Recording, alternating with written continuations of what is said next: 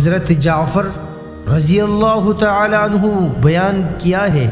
کہ رسول اللہ صلی اللہ علیہ وسلم نے فرمایا، نماز رب کی خوشنودی، فرشتوں کی محبت، انبیاء کی سنت، معرفت کا نور، ایمان کی جڑ،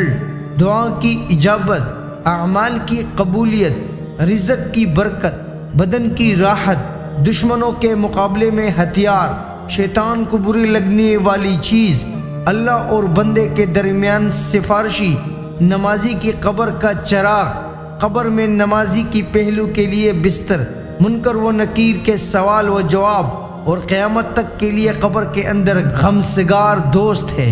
قیامت کا دن ہوگا تو نمازی کے اوپر نماز سایہ ہوگی، اس کے سر پر تاج ہوگی، اس کے بدن کا لباس ہوگی، اس کے چلنے کے لیے نور بن جائے گی۔ جو نمازی کے آگے آگے دوڑتا ہوگا، نمازی اور دوزخ کے درمیان آڑ بن جائے گی۔ اللہ کے سامنے مومنوں کے لیے محبت ہوگی، میزان کو باری کرنے والی ہوگی، پولیس صراط پر گزرنے کا ذریعہ ہوگی، جنت کی کنجی ہوگی، کیونکہ نماز کے اندر تسبیح بھی ہے اور تحمید بھی،